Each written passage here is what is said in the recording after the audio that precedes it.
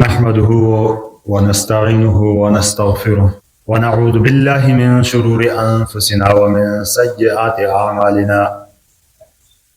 من يهده الله فلا مضل له ومن يضلله فلا هادي له. ونشهد أن لا إله إلا الله وحده لا شريك له، ونشهد أن سيدنا وسندنا وحبيبنا محمد صلى الله تعالى عليه وسلم. أما بعد فأعوذ بالله من الشيطان الرجيم. بسم الله الرحمن الرحيم.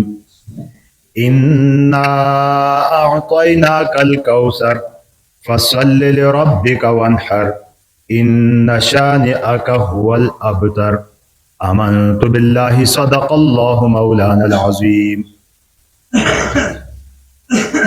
میرے معزز اور محترم بھائیوں، بزرگوں اور دوستوں، کوئی 19-20 دن بعد ایک بہت بڑا عمل مسلمانوں کا قربانی کا شروع ہونے والا ہے 1447 ہجری کا 2026.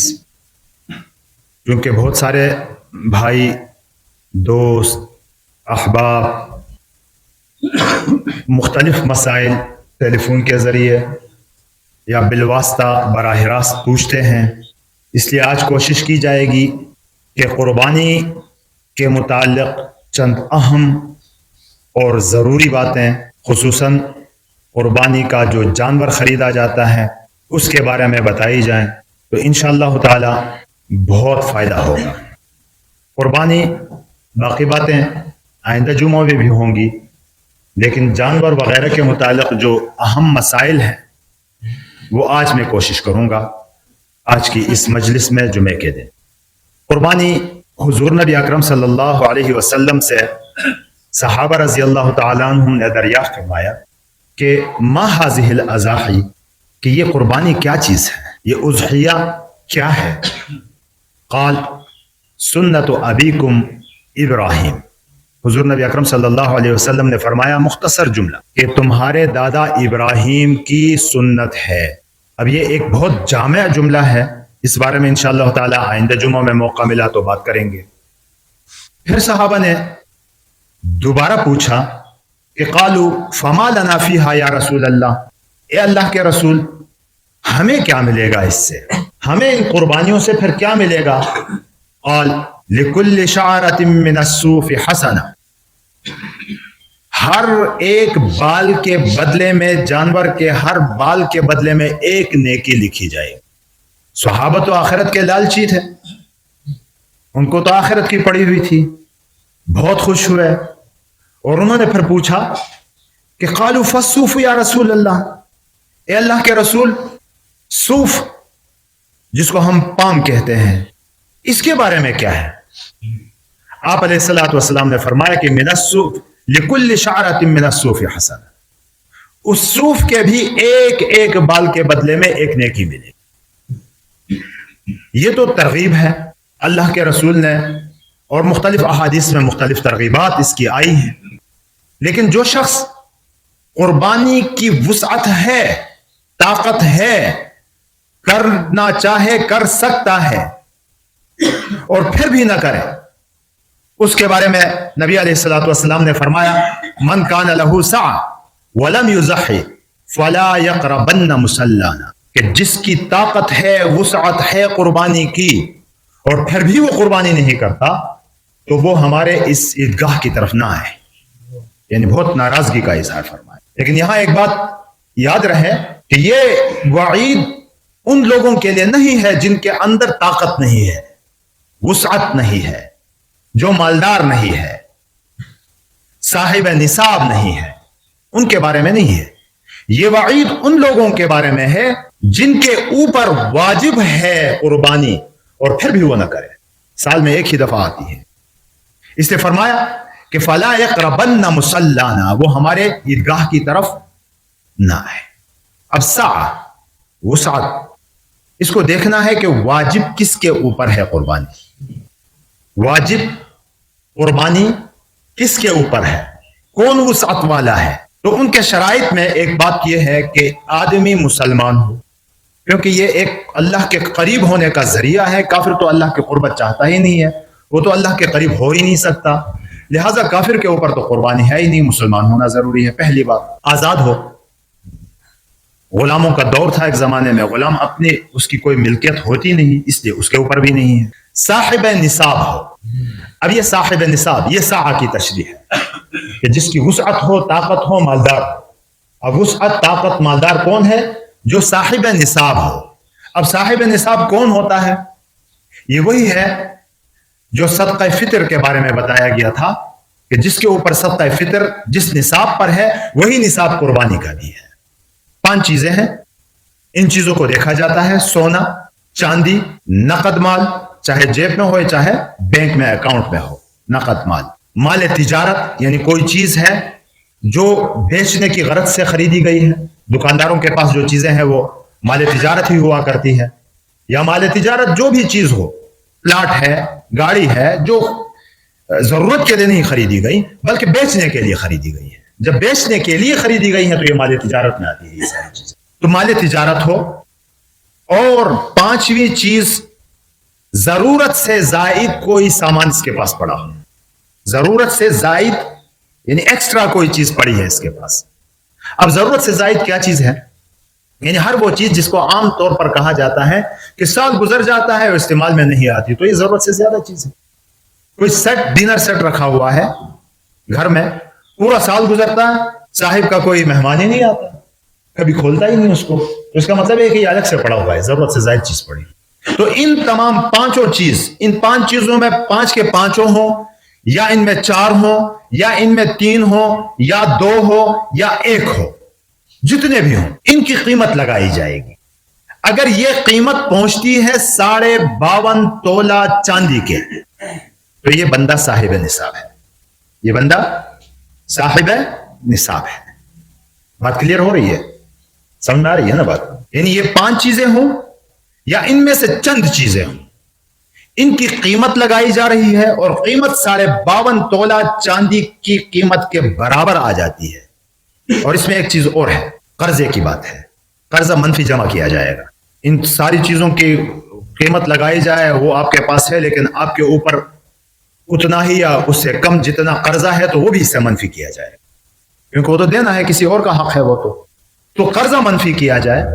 یا پھر کچھ قرضہ آپ نے ایسا دیا ہے کہ وہ ملنا ہے آپ کو.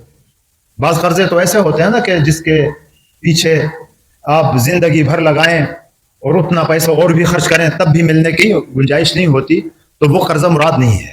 قرضہ وہ جو آپ کو واپس ملے گا, بھی آپ کو امکان ہے ملنے کا, تو وہ جمع کیا جائے گا اپنے مال کے ساتھ. جو آپ نے دینا ہے وہ منفی کیا جائے گا, جو آپ کو ملنا ہے وہ جمع کیا جائے گا. پھر اس حساب سے 52.5 تولہ چاندی کی قیمت کے برابر پیسہ بنتا ہے, تو اب آپ صاحب نصاب ہیں. آپ اگر عید الفطر کے دن اس کے حق صاحب نصاب ہو گئے ہیں تو صدقہ فطر آپ کے اوپر واجب ہے. اگر 10 ذی الحجہ کی صبح صادق سے لے کر 12 ذی الحجہ کی غروب آفتاب تک, اس دوران بھی اگر پیسے آپ کے پاس یہ آ گئے ہیں تو اب آپ قربانی کے لیے بھی صاحب نصاب ہیں. اب یہ سوال تو اٹھتا ہے کہ 52.5 تولہ چاندی کی قیمت کیا ہو. تو یہ حتمی طور پر نہیں بتائی جا سکتی کہ اس کی قیمت کیا ہو, کیونکہ چاندی سونے کی قیمت روزانہ مارکیٹ میں کبھی اپ اور ڈاؤن ہوتی رہتی ہے, کبھی اوپر چڑھتی ہیں کبھی نیچے گرتی. اس لیے ان دنوں میں ان کا حساب لگایا جائے. آج میں نے نیٹ میں اس کو سرچ کیا تو 8 مئی 2026 1 تولہ چاندی کی قیمت 8,076 روپے بنتی ہے. 52.5 سے اس سے ضرب دیا جائے تو 4,23,990 روپے بنتی ہے. یہ آج کی قیمت ہے, ممکن ہے آج کل اس کی تھوڑی اوپر نیچے ہو جائے گی. تو 4,23,990 روپے آپ کے پاس ہیں یا نقد ہیں, یا ان 5 چیزوں کی میں سے کسی بھی چیز کی قیمت لگائی تو یہ بنتی ہے.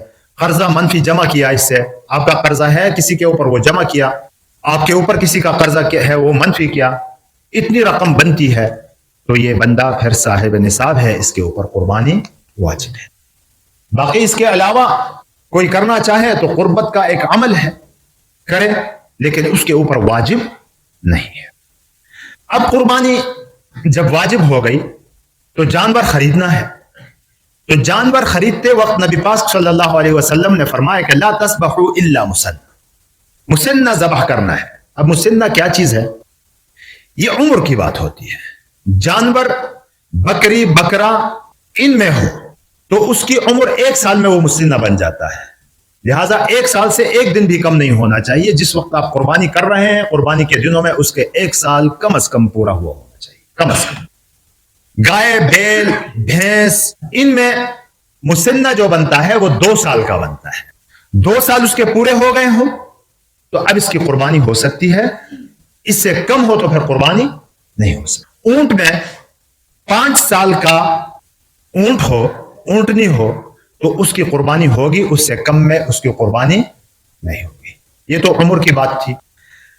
اس کے علاوہ بعض عیوب کسی جانور میں. اب یہ جانور خریدنے ہم گئے مارکیٹ میں تو کون کون سی چیزیں ہم نے دیکھنی ہے وہاں.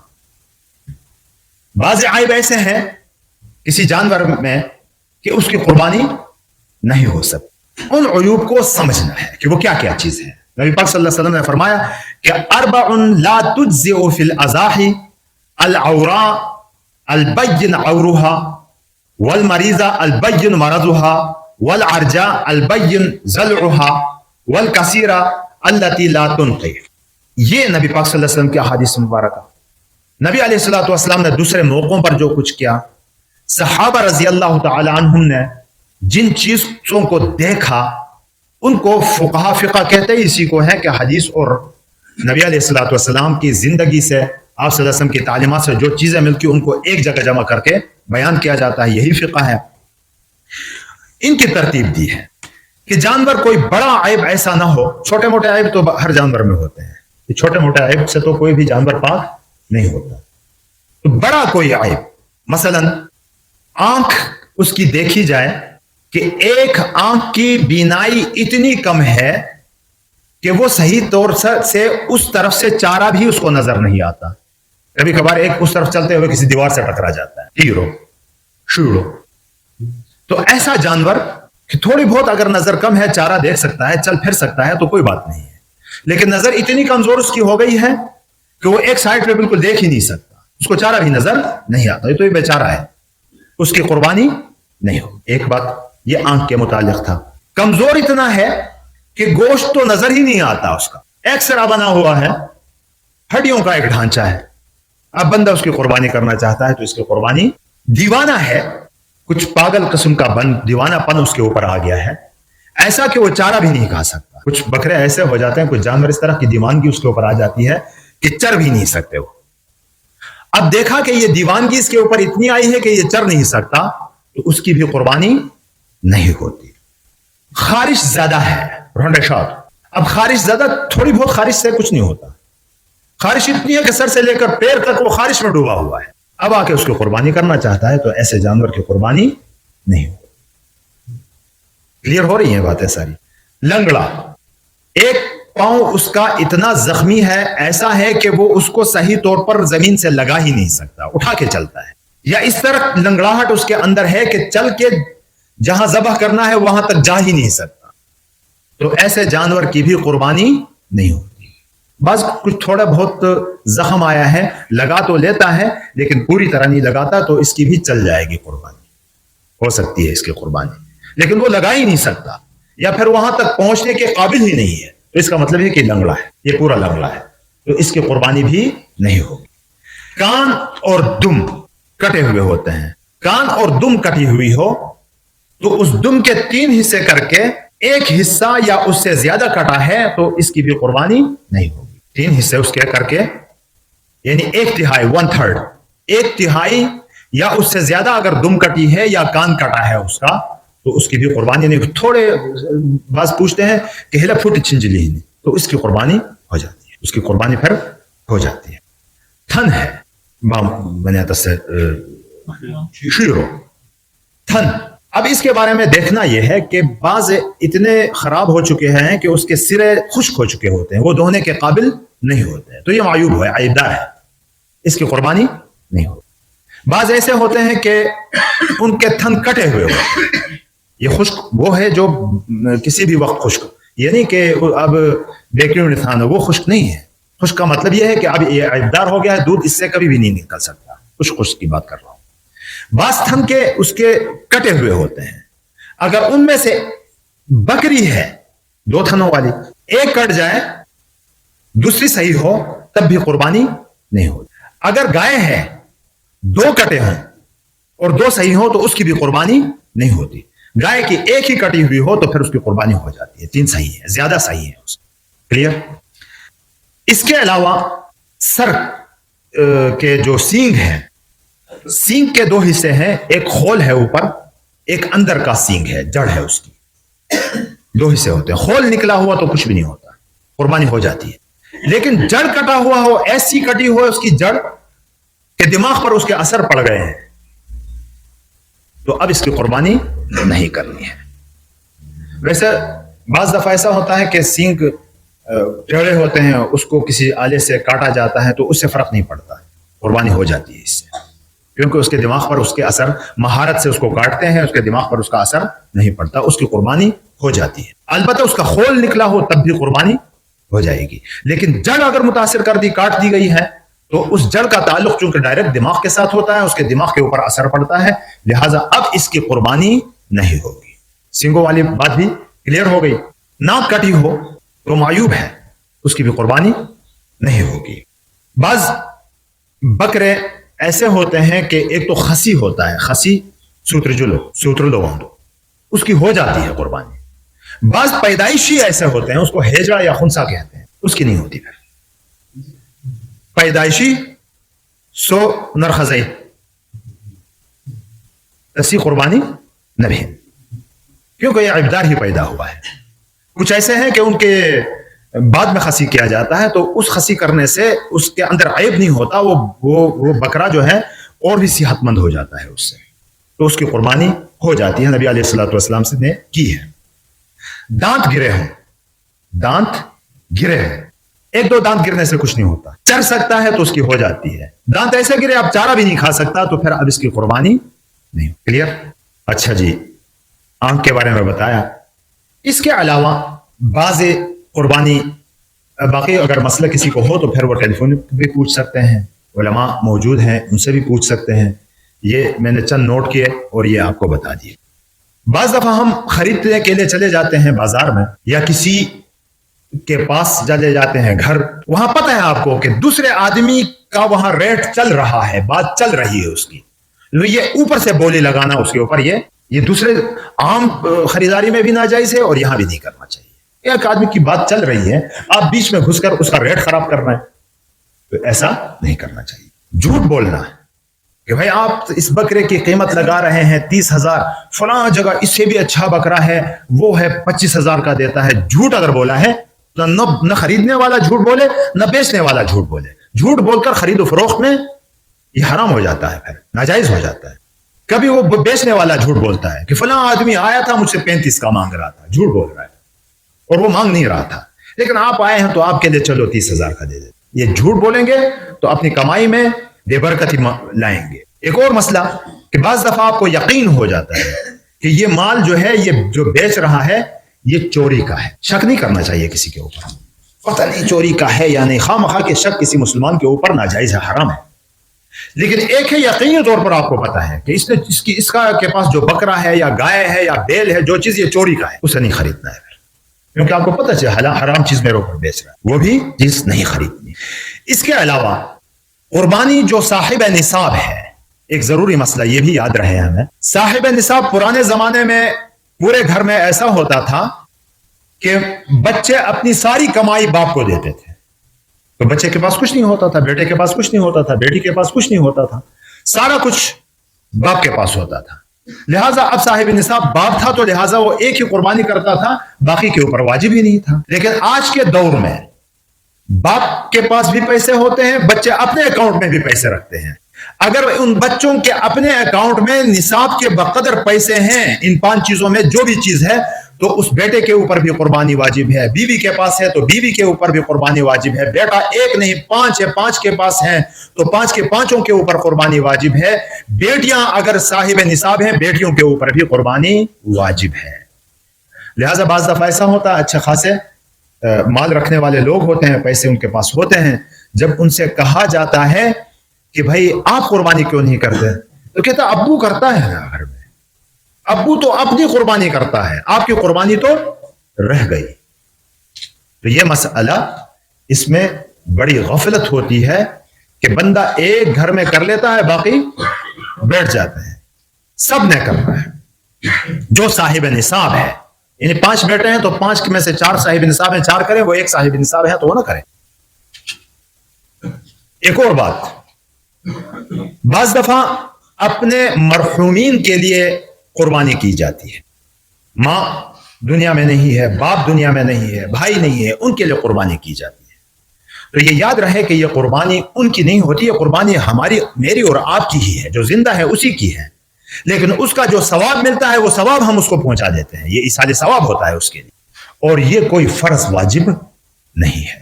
بعض جگہوں پہ ہم نے دیکھا کہ آدمی اپنی قربانی نہیں کرتا، اپنے باپ کی قربانی کر لیتا ہے۔ بھائی پہلے اپنی قربانی آپ کے اوپر تو واجب ہے، اس کے لیے قربانی کرنا کوئی واجب نہیں تھا، یہ ایک تبرع ہے، نیکی ہے، اپنے باپ کے ساتھ کر رہا ہے، اپنی ماں کے ساتھ کر رہا ہے، تو یہ تو ایک نیکی ہے، نیکی کا کام ہے، کرے ٹھیک ہے، لیکن اپنا واجب پورا کر کے پھر اس کے لیے کرے۔ پھر اس میں بھی یہ ہے کہ اپنے باپ کے لیے پوری قربانی کا ثواب بخش دیں، وہ بھی ٹھیک ہے، ایک ہی قربانی کر کے اس کا ثواب ماں اور باپ دونوں میں تقسیم کر دیں، کیونکہ قربانی تو ایک ہی ہے، اب ثواب آپ تقسیم کر رہے ہیں، وہ ماں اور باپ کے درمیان تقسیم کریں، وہ بھی ٹھیک ہے، کیونکہ نبی پاک صلی اللہ علیہ وسلم نے ایک اپنے لیے قربانی کی اور یہ کہا کہ یہ قربانی میں اپنی امت کے ان لوگوں کے لیے کر رہا ہوں جو قربانی کی وسعت نہیں رکھتے۔